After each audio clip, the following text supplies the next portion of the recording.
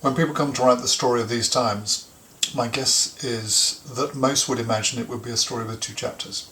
The first would be the Great Pandemic, and the second would be our recovery from the pandemic, and perhaps something to do with climate change. I see it differently.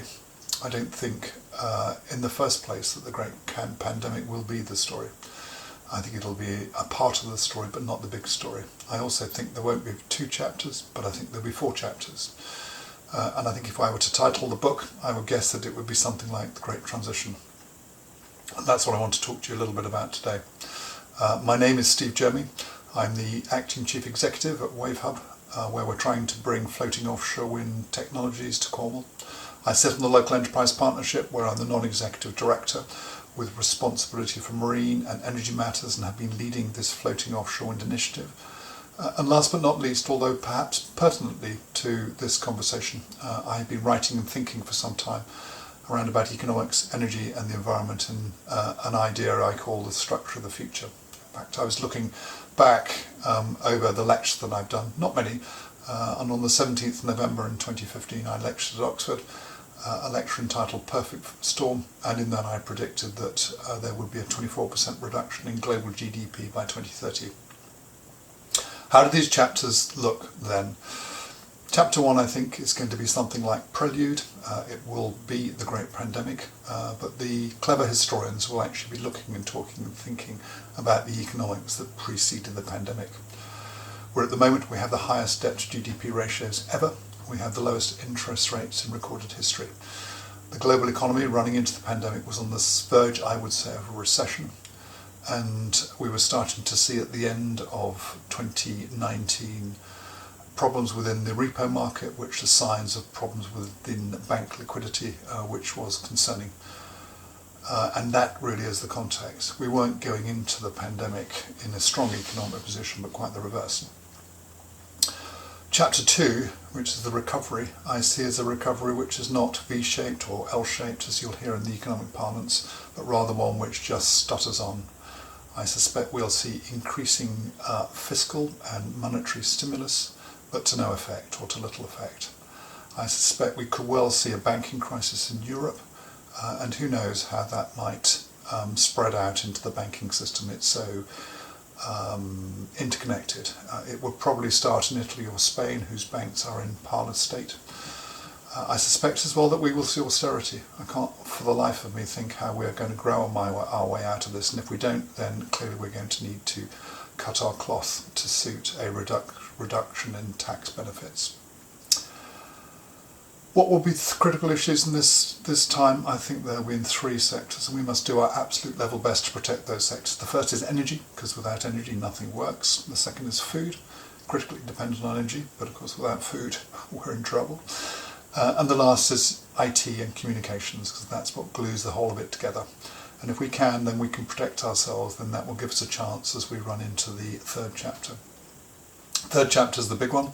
It's the oil shock. And this is where I expect to see a massive reduction in global oil supply. When might it happen? I'm not sure. 2 to 3 years would be my guess. Could be sooner than that, I doubt it, but I doubt it'll be later than 5 years.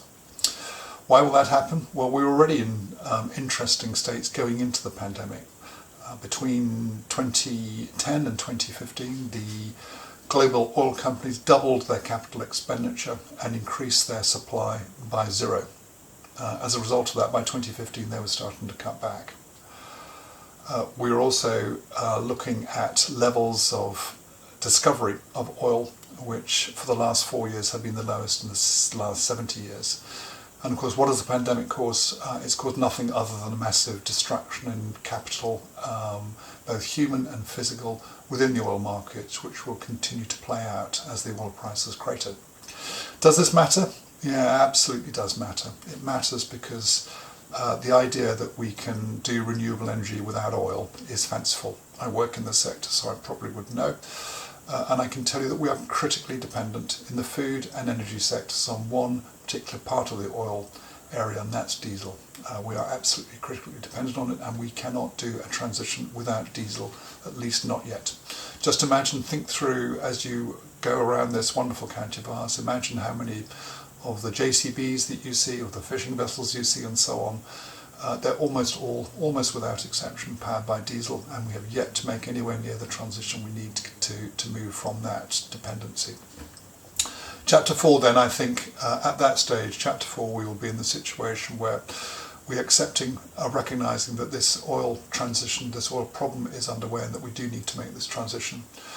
I think it's the chapter which is the least I understand, the least written about, but I can imagine some things that will face us, and the critical one I think will be a decision whether we want to do one of two things. We can either take that remaining oil and consume it through a fanciful pursuit, in my mind, of economic growth, or we can instead invest it into our renewable energy and sector and to provide us with some sort of energy capacity which will see us through and past the end of oil. It won't surprise you that it's the latter of those two choices that I would make. If we do make the choice of maximising our investment of that remaining oil into the renewable energy sector, I think we'll have a chance. If we don't, I think it'll be back to the 1700s for us. I'd like to think we do make that choice. I'd like to think as well that we start to surround that choice with other themes and ideas, if you like, moving from and to. So I'm moving from, for example, fossil fuel energy to sustainable energy sources. I'd like to think that we move from globalisation, which is highly energy intensive, to localisation, in particular of our food and energy supplies. I'd like to think that we move from the pursuit of economic growth, which is both a mathematical and a physical impossibility, to something which is more like energetic development.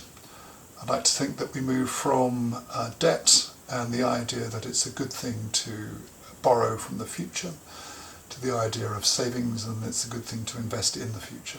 And I'd like to think that last but not least we move from a consumer society to a conserver society, and that get away from the idea that consumption's such a good thing.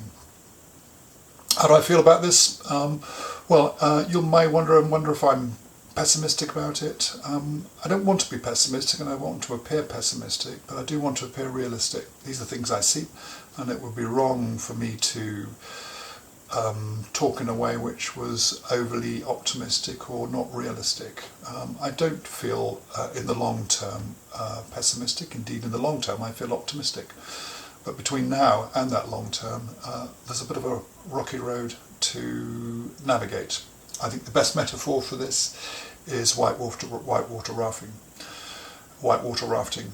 We've been approaching the falls, I think, and have run through a couple of little falls on that whitewater journey that we're embarked on, the Great Transition. The first of those is the Great Financial Crisis in 2008, and now we've arrived at the Great Pandemic. But I think it's not the Great Pandemic, but rather what follows, the Great Transition, which is going to be the really exciting part of this journey down those falls. There's still a little bit of time for us to tighten the belt, make sure we've got this county of ours heading in the right direction and that we've done all what we can to be ready, and then we will just have to get on with it and see how it goes. I think at the end of this whitewater raft, which could take 20-30 years, that there are tranquil waters out there, indeed a better world, I think. But for now, I think it's wise of us to actually start to prepare. So let me conclude.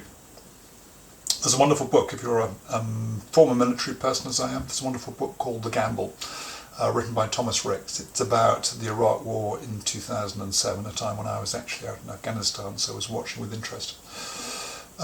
In it, Thomas Ricks describes how the Americans who were being defeated in Iraq by the incumbent forces there, how they surged back in 2007 and actually turned the campaign. Why I bring it up is that there is a wonderful expression in it, or a wonderful piece of writing, I think, and Thomas Ricks, when he's interviewing the planners who were planning that campaign, records how one of them said to him that we suddenly realised that we would be on the other side of history. We wouldn't be reading history, but we would be writing it. And I think there, with the Great Transition, Cornwall's chance to be on the other side of history is in front of us. It's history, I think, where If we can back our farmers and our fishermen and the localisation of what they do, and if we can back our energy teams and the localisation of what they do, then we have a chance, and a good chance to be a beacon county. We have some of the best floating offshore wind resources in Britain and indeed the world. There's more power out there in the Celtic Sea off our waters than is required by Britain. 43 gigawatts is what we use in Britain normally at the maximum chat. Out in the Celtic Sea there's between 150 and 250 gigawatts worth of power. We have some of the best deep geothermal resources in the world. We also have excellent local energy companies. So if we can get behind these, the farmers, the fishermen and the energy entrepreneurs, then we will have a good chance of being on the other side of history and writing about it in a way where our forebears, I like to think, will read about it and about what we did with pride.